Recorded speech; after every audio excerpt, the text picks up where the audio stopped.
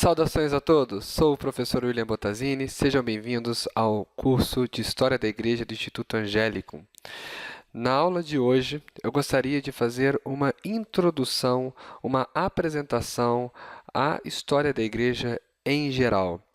Digamos que esta seja uma espécie de, abre aspas, aula zero, uma pré-aula, uma aula que eu acho fundamental para que nós estabeleçamos, consolidemos alguns conceitos básicos para a compreensão correta do que é, afinal, a história da igreja, o que vamos estudar, em quantas partes esta história está dividida e assim por diante.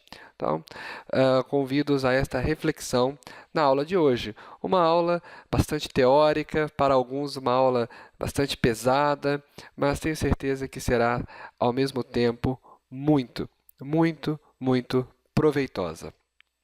Pois bem, história da igreja, não é? Afinal, o que é a história da igreja? O que se estuda na história da igreja?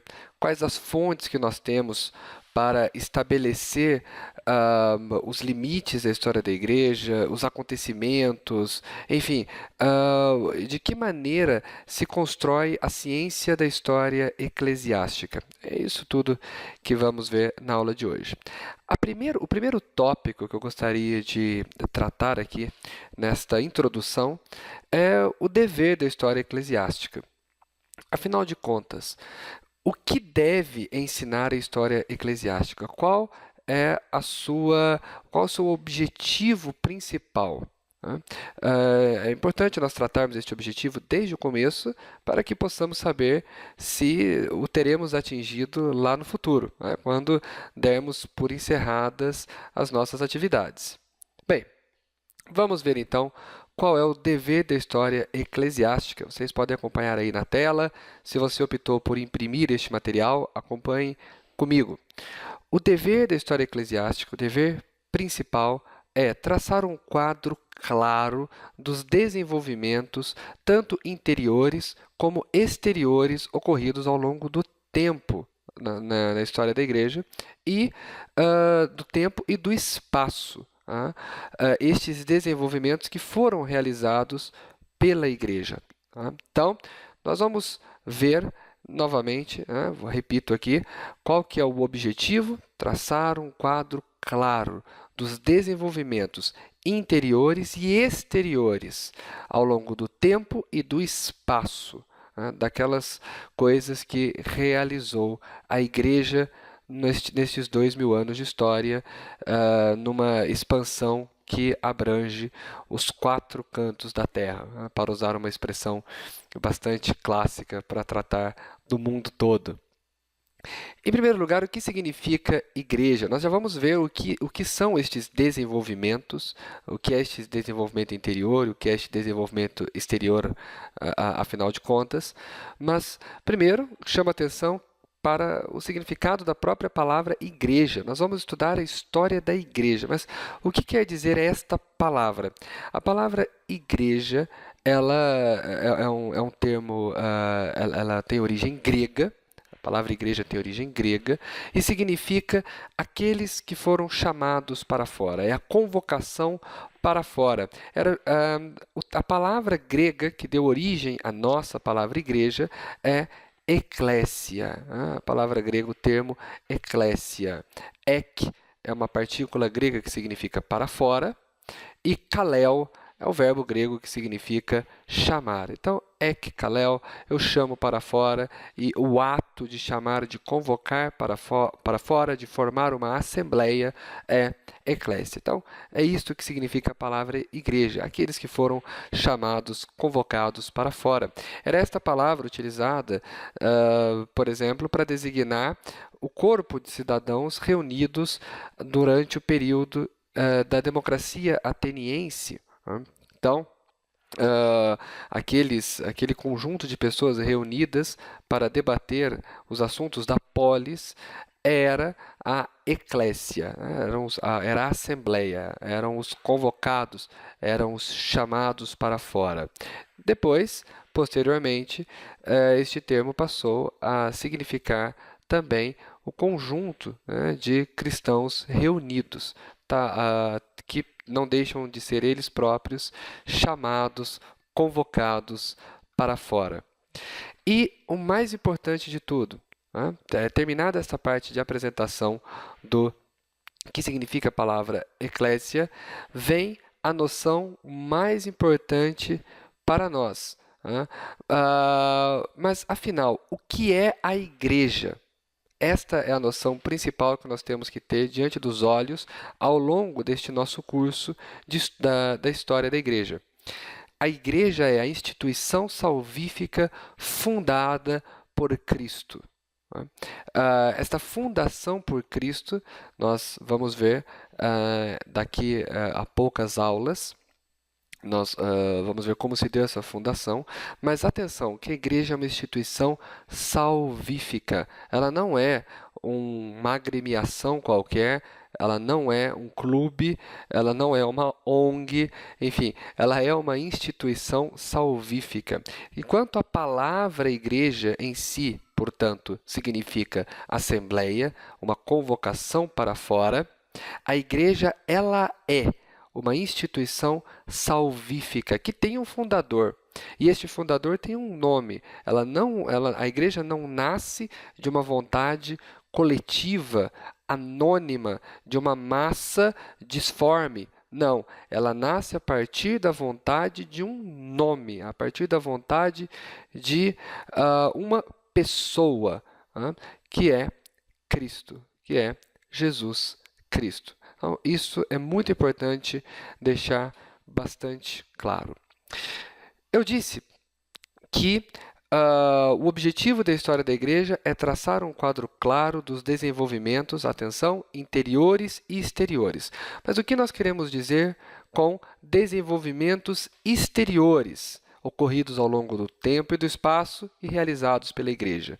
Que desenvolvimentos exteriores são esses? Bom, trata-se da propagação do cristianismo pela terra, como se deu, por exemplo, a evangelização, primeiro entre os judeus, depois no mundo greco-romano, depois no mundo germânico, conforme as tribos germânicas iam penetrando nas fronteiras do império. Isso é objeto de estudo da história eclesiástica, entender como se deu esta propagação do cristianismo pela terra. Um outro aspecto exterior, um outro desenvolvimento exterior é a relação que a igreja manteve com povos e os estados, tanto antes da conversão quanto depois dela. E mesmo com aqueles estados que apostataram, digamos, aqueles estados que tinham em sua legislação um viés cristão e depois o abandonou. Como foi, por exemplo, o caso de alguns estados europeus, alguns estados modernos europeus, aqui na América também. Nós temos um caso mais conhecido, talvez seja o de Cuba, embora nos outros países nós tenhamos assistido a um laicismo crescente também na administração do Estado. Mas o relacionamento, como que a igreja vai se relacionar com estes estados todos, com estes países, com estes governos todos, também faz parte deste desenvolvimento exterior da igreja. Nós devemos traçar um quadro claro disso também. Como foi, por exemplo, que a igreja conseguiu se estabelecer no Império Romano, primeiro como uma religião lícita, tolerável, e depois como religião oficial. De que maneira esta relação com o governo romano, tomando Roma aqui como exemplo, de que maneira esta relação com o governo romano, ora, contribuiu para a evangelização, ora, acabou sendo um entrave para algumas missões que a igreja tinha que desenvolver, que levar adiante. Lembremos-nos de que a igreja não é uma instituição política, ela é uma instituição salvífica, mas ela não pode se abster da realidade política, do trato com os governos, do trato com os estados. E essas relações todas nós vamos estudar também ao longo do nosso curso. Por exemplo, a relação da igreja com o Sacro Império Romano Germânico, com o Império Francês de Carlos Magno, com o Império Franco, para não incorrer aqui em um anacronismo. com o Império Franco de Carlos Magno, enfim, tudo isso nós vamos estudar ao longo do nosso curso. As perseguições sofridas, o que as motivou? Será que a motivação para a perseguição contra a igreja, ela é política, ela é religiosa, ela é um misto das duas coisas? Tudo isso faz parte do desenvolvimento exterior das coisas realizadas pela igreja e nós devemos estudá-las nós devemos estudar essas coisas todas com bastante cuidado, com bastante calma. E como foi dito, um dos objetivos. Nós vamos traçar um quadro claro, um quadro conciso e claro. Quando eu digo conciso, eu não quero dizer superficial, quero dizer breve, mas esta brevidade não exclui a profundidade de vermos cada coisa com a maior riqueza possível de detalhes. Bem, e quanto aos desenvolvimentos interiores, que também é um dos objetivos, é um dos deveres da história eclesiástica, traçar o quadro deste desenvolvimento interior. Nós vamos estudar como se deu o desenvolvimento do culto no seio da igreja, da liturgia, os costumes, aquilo que era, enfim, prática comum na antiguidade e agora já não é mais. Vamos ver a disciplina, o que mudou em relação à disciplina ao longo de todos estes anos de história eclesiástica, de história da igreja. Inclusive, a própria palavra eclesiástica, fazendo aqui novamente uma ponte com a etimologia, a própria palavra eclesiástica vem de eclésia, então, do chamamento para fora. Pois bem, vamos ver ainda a arte. Nós não podemos deixar de estudar a história da arte, porque a história da arte, a partir do momento em que a igreja se estabelece no mundo, ela está intrinsecamente ligada com a igreja. Então, a igreja vai ser a principal fonte de influência para a arte, tanto no Ocidente quanto no Oriente, pelo menos no Oriente mais próximo, ali, no Oriente Médio. A igreja vai ter uma influência decisiva no desenvolvimento artístico dessa região e as obras de arte nos são verdadeiras escolas de história eclesiástica e muitas delas serão objetos de nossa análise.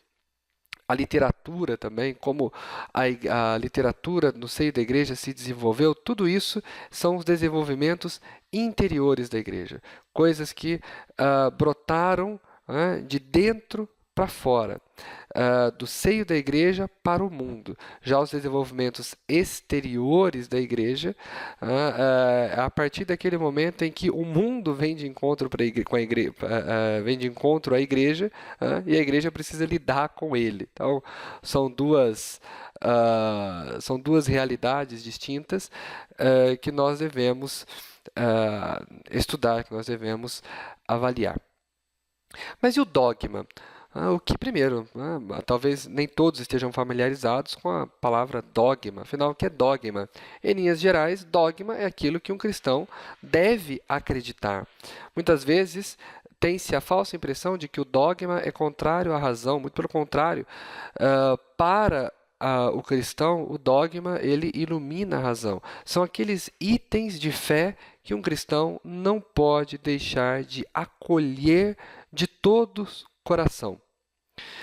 Bem, nós vamos estudar o dogma na história da igreja. Nós vimos que o culto muda ao longo do tempo, nós teremos algumas alterações na liturgia, nos costumes, na disciplina, nas artes, na literatura. Tudo isso vai passar por diversos desenvolvimentos, por diversas mudanças ao longo do tempo.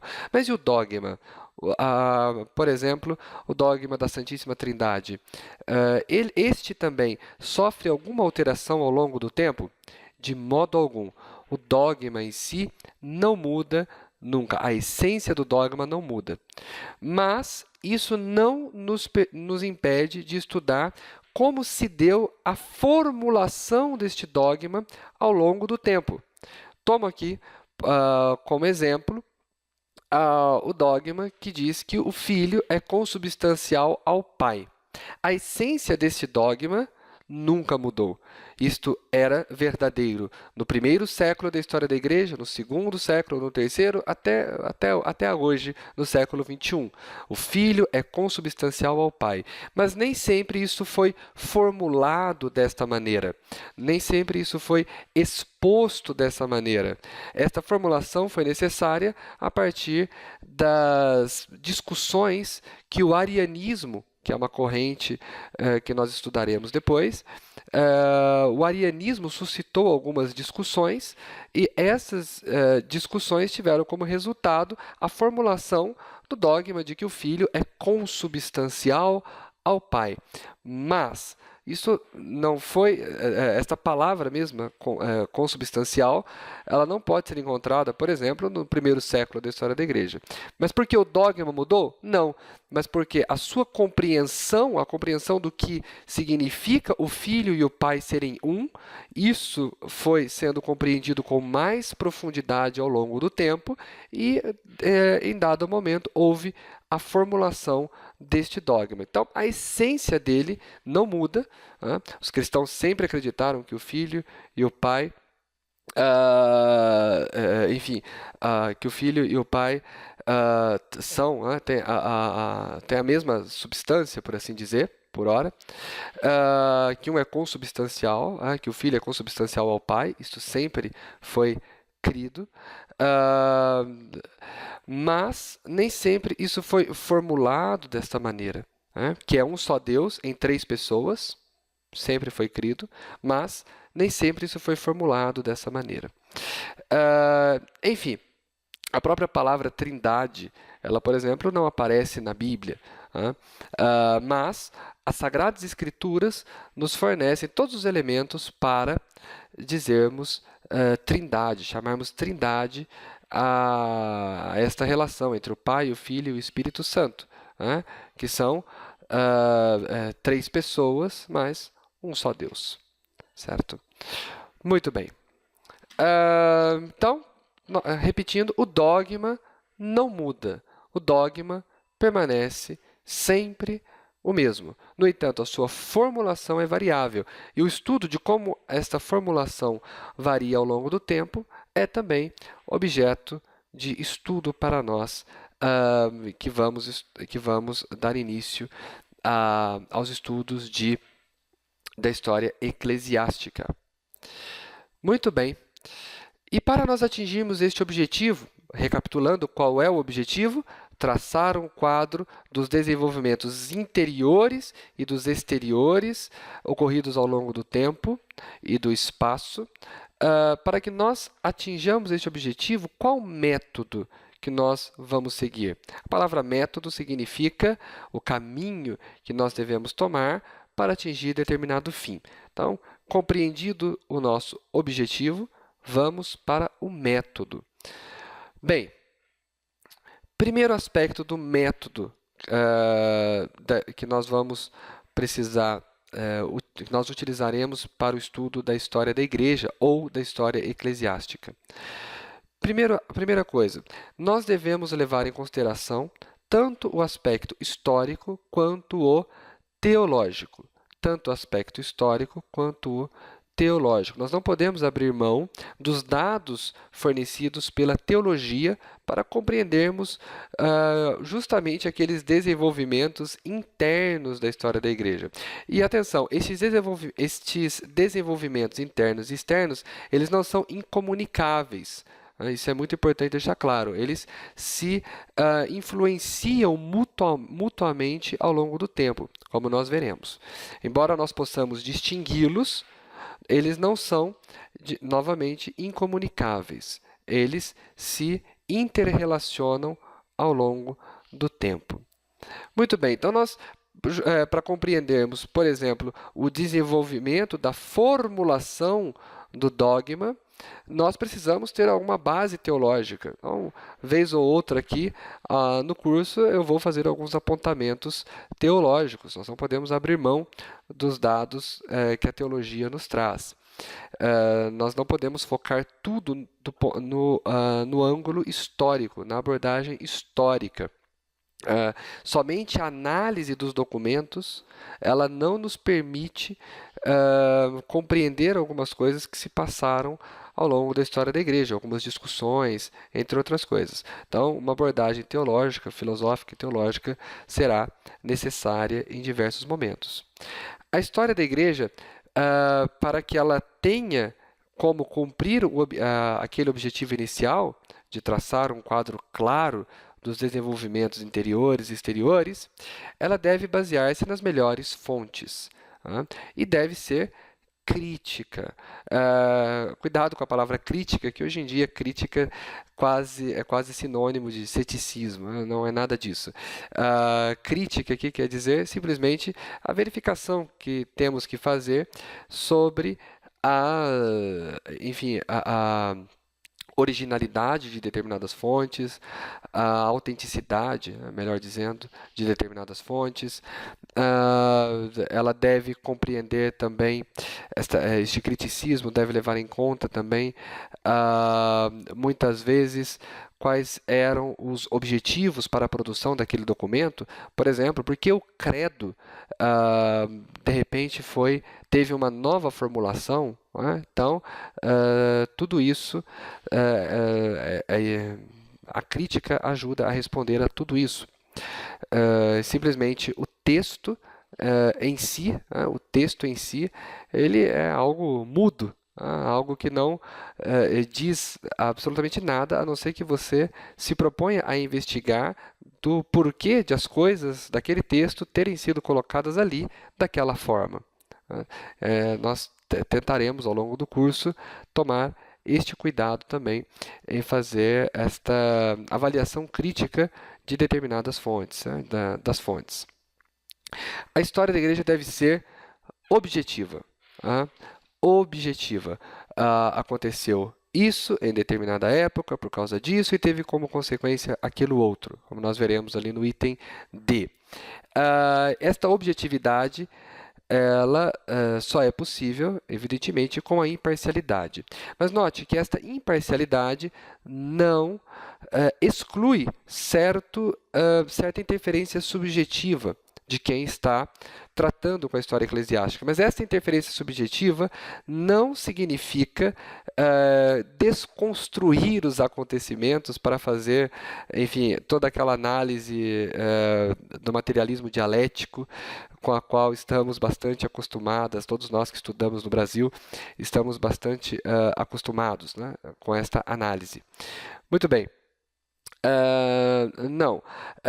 Essa interferência subjetiva, ela se manifesta, por exemplo, quando se opta por tratar mais de um tema do que do outro, ou de tratar um tema por determinado ângulo e não por outro. Essa interferência, evidentemente, acontece, mas deve-se primar sempre pela imparcialidade e pela objetividade. É esta imparcialidade e esta objetividade que nos permitem tratar de todos os temas que se referem à história da igreja, como Inquisição, Cruzadas, Reforma Protestante, entre tantas outras coisas, entre tantos outros assuntos polêmicos. Nós poderemos ver todas estas coisas com a cabeça bastante fria, procurando compreender os fatos. Por quê, como, quando, quem, enfim, o que levou aquilo. É importante que a história da igreja não acabe se tornando pretexto para, digamos, atacar a própria igreja ou utilizada de maneira absolutamente apologética, e eu me refiro aqui a uma apologia que, por vezes, falta com a verdade. Que na Inquisição ocorreram erros, ocorreram, nós não devemos ter medo de tratar disso, mas também nós não podemos aceitar o senso comum, que vê na Inquisição praticamente um preâmbulo dos campos de concentração nazistas e dos gulags da União Soviética. Evidentemente não se tratava disso. Então, uma análise imparcial nos permite enriquecer muito mais a nossa compreensão histórica. A história da igreja deve ser pragmático-genética, nas palavras dos historiadores Bill Maher e Tuchler. O que isso quer dizer? Algo que eu já tratei ali enquanto abordava o item C.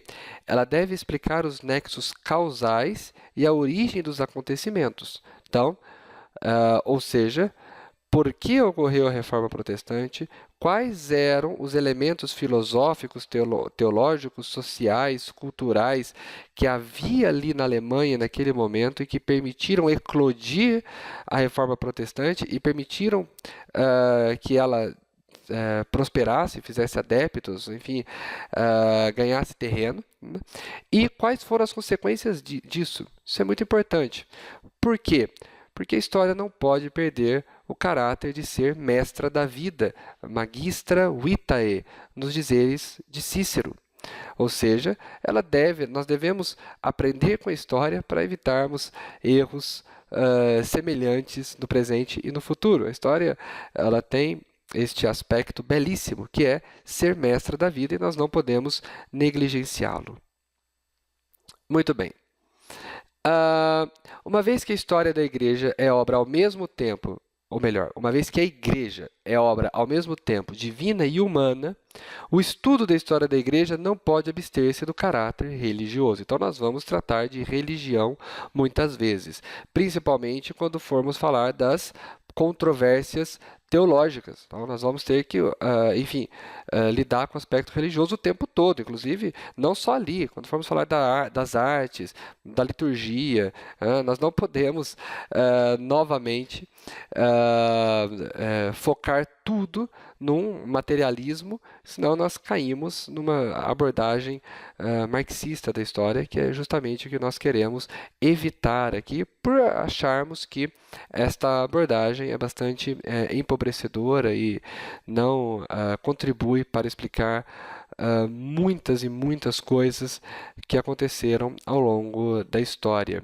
E nós não podemos ainda, sim, e sobretudo os católicos, né, que assistem a este curso, não podem deixar de compreender que a igreja ela é obra divina e humana, não é uma obra meramente humana. Como eu disse, não é mera agremiação, não é uma ONG, não é uma instituição de caridade, não, nada disso. Ela é uma instituição de caráter salvífico, né? E ela tem como seu fundador Jesus Cristo, segunda pessoa da Santíssima Trindade. Então, ela é obra ao mesmo tempo divina e humana. Então, nós não podemos deixar de ter isso em mente. Deus fundou a igreja. A igreja tem Cristo por fundador, tá? O Filho por fundador. Bem, mas levar isto em consideração, William, partirmos desta hipótese, se nós partirmos dessa hipótese, não haverá uma contradição, porque estaríamos aqui colocando fé e razão mais ou menos no mesmo patamar, não deveríamos ter uma abordagem puramente racional, científica, não, porque, dada a unicidade da verdade, não pode haver contradição entre o que nos diz a revelação e as conclusões a que chega o método científico, pelo simples fato de que aquele que revela é exatamente o mesmo que criou as coisas todas que são analisadas pelo método científico. E na história, no estudo da história da igreja, vale a mesma coisa. Então, quer dizer, nós não podemos admitir, por exemplo, tratando ainda da questão da Santíssima Trindade. A questão da Santíssima Trindade, vamos deixar o aspecto religioso de lado e vamos olhá-la pela perspectiva puramente histórica. Ou seja, surgiu porque queriam uma unidade religiosa, etc, etc. Não, não. Ao fazer isso, nós estamos atribuindo um caráter puramente humano à igreja. Isso não é verdade. Então, nós devemos levar em consideração também a revelação. Houve a revelação da existência da Santíssima Trindade, e isso foi sendo compreendido com mais profundidade ao longo do tempo, e as formulações foram feitas não para mudar o dogma, mas para deixá-lo mais claro. Então, nós não podemos perder de vista isso, o caráter religioso que a história da igreja tem também. Nós não podemos negar os dados da revelação, certo? E, como veremos, aquilo que os métodos historiográficos, as conclusões às quais os métodos historiográficos nos permitem chegar, se tivermos honestidade intelectual para avaliá-los, perceberemos que em nada contradizem com a revelação e que a revelação nos ajuda a compreendê-los com muito mais clareza. Muito bem. E a história da igreja? Nós, na escola, aprendemos que a história geral se divide em alguns períodos. Quem não se lembra da famosa linha do tempo? Antiguidade, Idade Média, Renascimento e Idade Contemporânea. A Idade Antiga acaba com a queda de Roma, em 476, a Idade Média acaba com a queda de Constantinopla, em 1453, a Idade Moderna acaba com a Revolução Francesa, 1789, e depois estamos aí na Era Contemporânea desde então, da Idade Contemporânea desde então. Bem, a história da Igreja tem uma divisão um pouco diferente. Ela se divide em Antiguidade Cristã, Idade Média, Idade das Reformas e Idade Moderna. Essa divisão varia de um autor para outro, evidentemente ela não deixa de ser um tanto quanto arbitrária, mas esta arbitrariedade ela não é um capricho da vontade, muito pelo contrário, tenta-se estabelecer balizas entre grandes acontecimentos que têm um impacto diferenciado na história da igreja, se compararmos com outros acontecimentos, não é? Então, por exemplo, a liberação do cristianismo por Constantino, por obra de Constantino, ela tem um impacto, ela causa uma mudança entre os períodos da história da igreja, muito maior do que causa, por exemplo, a Constituição da Diocese de Alexandria. Não que a Constituição da Diocese de Alexandria não seja importante, ela é, mas se nós fizermos uma hierarquia ali do grau de importância, veremos que um impacto histórico maior que permite estabelecer um antes e o depois é a liberação por Constantino. A antiguidade cristã, então, ela marca o período em que a igreja viveu em um ambiente majoritariamente pagão. É a igreja contra o mundo pagão, especialmente o mundo greco-romano. Não só ele, mas especialmente o mundo greco-romano. E esta antiguidade cristã também tem subdivisões. Ela vai do nascimento de Cristo até o Sínodo Trulano de Constantinopla, que aconteceu em 692. E ela tem digamos, um meio termo ali, que é a liberação do cristianismo, de que eu acabei de falar. Então, Antiguidade Cristã, fundação da igreja até 1692, com um período intermediário ali que quebra esta antiguidade cristã em duas partes, que é a liberação do cristianismo. Então, nós temos uma parte A, até a liberação do cristianismo, e a parte B depois disso. A Idade Média também tem uma subdivisão. Período de predomínio da fé católica, a Idade Média, este predomínio que se manifesta em todos os aspectos da vida da sociedade, e que vai de 692 até 1294, e que pode ser subdividido também pela questão da luta, da querela, das investiduras, e o pontificado de Gregório VII. Então, esse acontecimento divide a Idade Média da Igreja, que, note, é diferente da Idade Média que nós estudamos na escola, em dois períodos. Ou seja, até o ano em que é eleito o Papa Bonifácio VIII. A partir de 1294 começa a Idade das Reformas, que ocorre como elemento principal a perda do equilíbrio obtido na Idade Média e o esfacelamento da unidade cristã. A igreja vai se distanciando pouco, a igreja vai perdendo pouco a pouco influência na vida da sociedade. Esta influência que tinha atingido o seu ápice no período anterior. Este período se encerra no ano de 1648, com a assinatura da Paz de Westfália, que pôs fim à Guerra dos 30 Anos, e tem a rebelião de Lutero, no ano de 1517, como uma subdivisão. Então, da eleição do Papa Bonifácio VIII até Lutero, primeira fase da Idade das Reformas, e depois de Lutero, a segunda fase. E a Idade Moderna, que vai de 1648 até os dias de hoje. E nós temos ali duas subdivisões, que é a Revolução Francesa e a Primeira Guerra Mundial. Lembrando que nós vamos estudar até a eleição do Papa Francisco. E o curso ele, está programado para ter 8 módulos. Cada módulo, uma subdivisão destes 4 períodos da história da Igreja. Certo?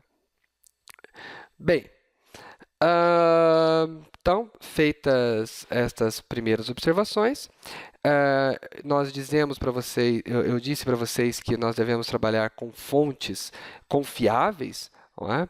No item anterior, devemos trabalhar com as melhores fontes para o estudo da história eclesiástica, isto é, da história da igreja. E que fontes são essas? Inscrições e monumentos, né?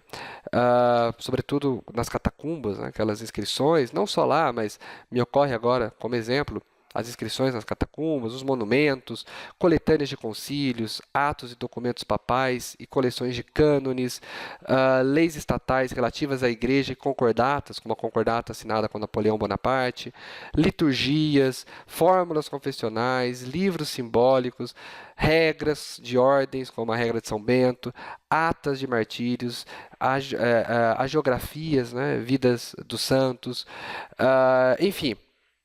Tudo isso é fonte para o estudo da história eclesiástica, porque permitem-nos, tal qual um gigantesco quebra-cabeça, essas fontes são peças que nos permitem uni-las para que tenhamos uma compreensão maior do quadro geral da história da Igreja. E a história não é a única ciência que contribui para o estudo da história da igreja, né? Eu já falei da história e da teologia, não é? E a filosofia também. Mas essas não são as únicas. Nós temos a papirologia, que fornece documentos importantes para que compreendamos a história da igreja. Temos a filologia, temos a epigrafia, a biblioteconomia, e várias outras ciências, né? Todas essas ciências fornecem material para para aquele que vai estudar história eclesiástica poder compreender os períodos estudados, né? E a própria história eclesiástica tem uma história eclesiástica, tem uma história, né? Qual é a história da história eclesiástica, afinal de contas? Qual é o desenvolvimento da própria história eclesiástica? Achei importante tratar disso, porque o estudo da história eclesiástica não é algo que caiu do céu, não é algo que começou, enfim, há pouco tempo, é algo que nasce já na primeira fase da história da igreja, lá na antiguidade, né? Então, chama atenção aqui para cada uma das fases da história da igreja, como que se deu o desenvolvimento da história eclesiástica, da escrita da história da igreja.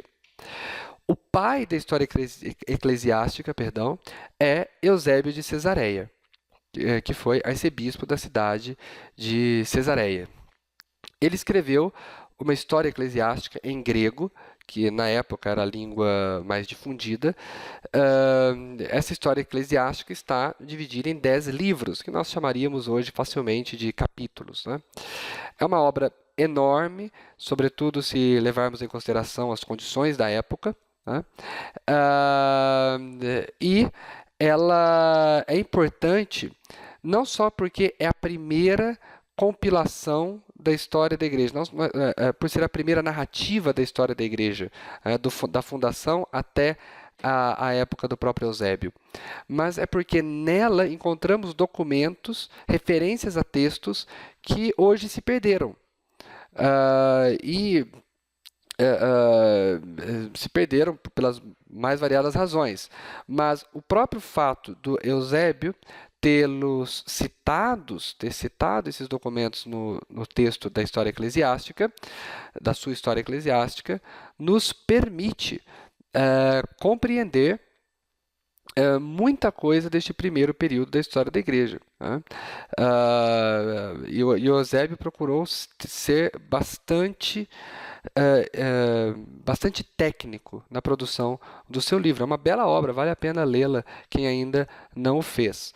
Então, muita coisa que nós sabemos hoje acerca, por exemplo, do primado da sé de Roma e da própria escrita dos evangelhos, como eles foram escritos, se deve graças às referências de Eusébio de Cesareia. Não que ele tenha dito, mas ele cita quem disse aquelas coisas. E isso ilumina muito uma época em que, infelizmente, uma época da qual, infelizmente, temos poucos registros escritos. Temos bastante coisas referentes a obras de arte, entre outras coisas, mas em textos escritos nós temos umas lacunas ali e que o Eusébio ajuda a preencher com estas citações.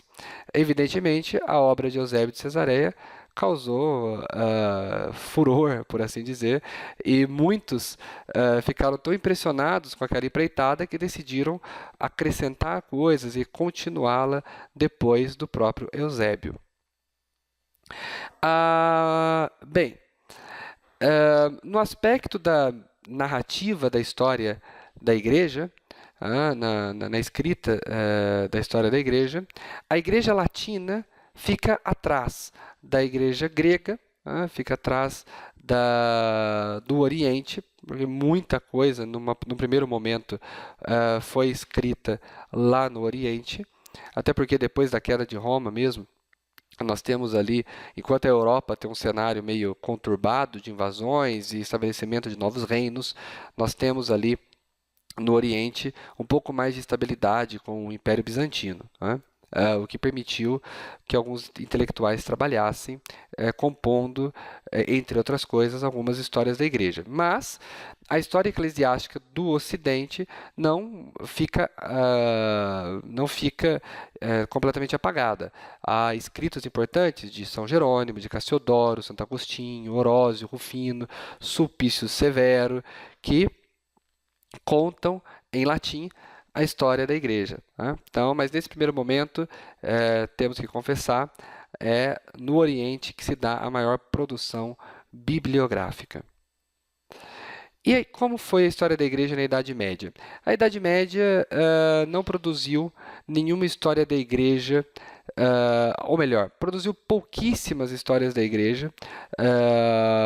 Na Idade Média, nós vemos uma preocupação maior em copiar e difundir as obras sobre a história da igreja produzidas na antiguidade, como a do próprio Eusébio de Cesareia, traduzida para o latim e difundida no Ocidente medieval, já com algumas interpolações, mas nada de original, digamos. Há poucas histórias eclesiásticas produzidas no período medieval que tenham uma abordagem diferente daquilo que se fazia na antiguidade.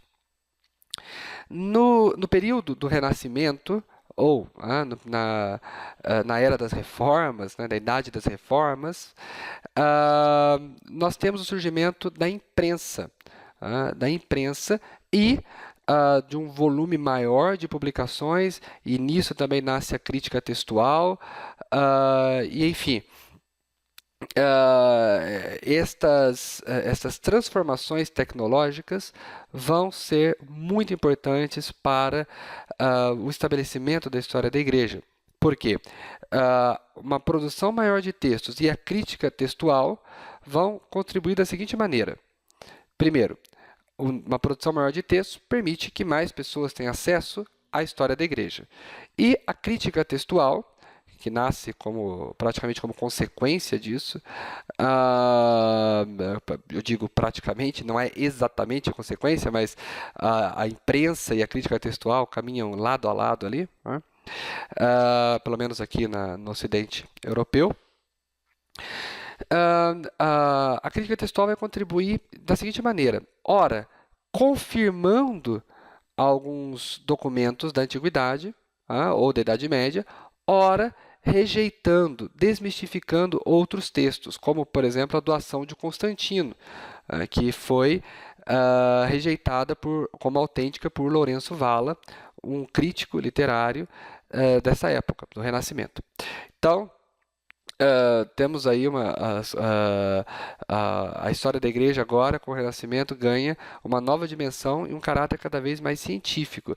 Como eu já disse, muitos textos passaram pelas mãos de muitas pessoas que nem sempre tinham o zelo de simplesmente copiar o texto. Às vezes, uma atitude piedosa acabavam colocando algumas interpolações ali, o que, querendo ou não, prejudica uma reta compreensão da história. Não é?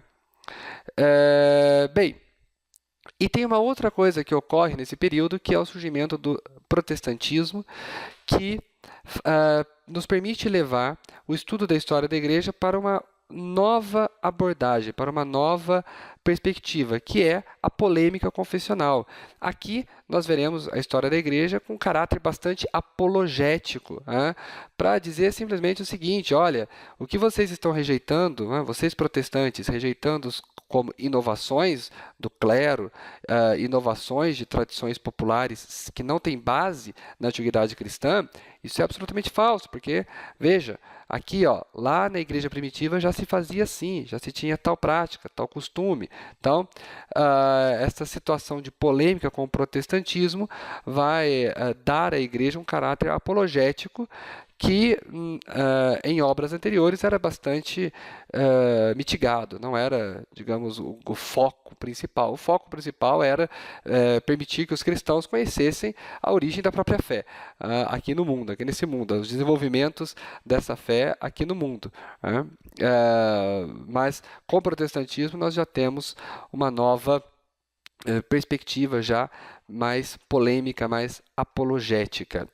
E temos duas obras, entre as várias obras, eu destaquei duas aqui que são bastante relevantes, que é a Ecclesiastica Historia, que é uma obra protestante, uma obra monumental, enorme, uma obra extremamente relevante para o estudo da história da igreja, e apesar de alguns equívocos aqui e ali, também muito importante, como eu já disse, uma obra bastante, enfim, que trata dos temas com bastante riqueza de detalhes. E temos os Annales Ecclesiastici de César Barônio. Esta sim, uma obra colossal. São inúmeros os volumes, escritos em letras pequenininhas, e César Barônio trata realmente da história da igreja praticamente dia a dia, desde a sua fundação. Quer dizer, não tem nada desde a fundação da igreja até a época do César Barônio que não seja tratado em um dos tomos dessa obra. Praticamente uma obra quase que como resposta à eclesiástica história protestante, que já tinha este grande volume e também tinha se preocupado bastante em explorar, em esmiuçar a história com o máximo possível de detalhes. Posteriormente, o que acontece com a história eclesiástica? Ela entra numa espécie de estagnação. É como se os protestantes de Magdeburgo e César Barônio tivessem esgotado o tema. Mas, no século XIX, aproximadamente, a história da igreja, a história eclesiástica, começa a se estabelecer como uma ciência à parte, e essa história essa ciência vai se tornar um curso à parte, uma disciplina independente nas faculdades da Europa. Atualmente, as melhores obras da história da igreja estão escritas em espanhol, em francês, alemão ou italiano. Portanto, é muito importante estudar uma dessas línguas, quem puder, para poder ter acesso a uma documentação da qual nós somos carentes em língua portuguesa, certo? Bem, feita esta introdução, portanto, espero que algumas coisas tenham ficado claras, espero ter iluminado um pouco para vocês o que é a história da igreja, os objetivos, o método, como ela está dividida, quais são as ciências auxiliares, quais são as fontes que utilizamos e como se deu o desenvolvimento da história da igreja ao longo do tempo. Espero que tudo isso esteja tranquilo para vocês e eu os aguardo agora para a primeira aula propriamente dita do nosso curso, que é a aula sobre a igreja no mundo romano, certo? Então, os aguardo lá. Fiquem todos com Deus. Até lá. Tchau.